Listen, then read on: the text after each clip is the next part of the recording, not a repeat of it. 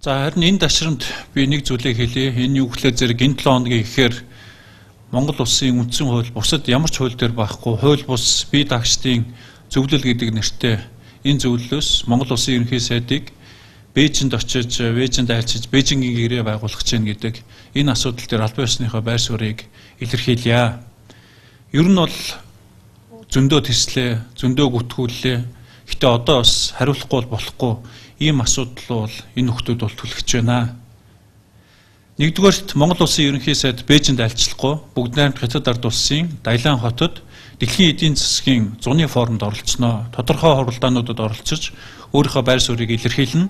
Мөн энэ Дэлхийн эдийн засгийн форумын үеэр бүгд найрамд хятад улсын ерөнхий төрийн зөвлөлийн сайд ерөнхий сайдтай уулзаж цаг үеийн асуудлуудаар, эдийн засгийн асуудлуудаар, хоёр улсын эдийн засгийн хамтын ажиллагааны асуудлуудаар үндэсний аюулгүй байдлын зөвлөл, засгийн газраас гаргасан тодорхой шийдвэрүүдийн дагуу тодорхой асуудлуудыг ярьж уулзнаа.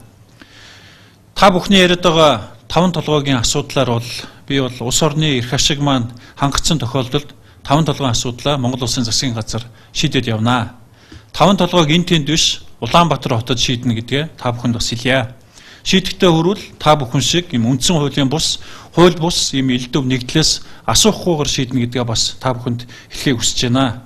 Шийдэхдээ хүрвэл төр засгийн зохих байгууллагуудаас холбогдох шийдвэрүүдээ гаргаж агаад олон нийтэд нээлттэйгээр шийднэ гэдгээ хэлхийг хүсэж байна. Би энд нэг л зүйлийг хэлье. Ер нь бол хол явахгүй тулга тойрсон энэ улс төрөө эндээ Монголдоо л хий гэдгийг та бүхэнд бол хатуу анхааруулж байна. Битгий хоёр улсын харилцааны асуудал болгоод бай.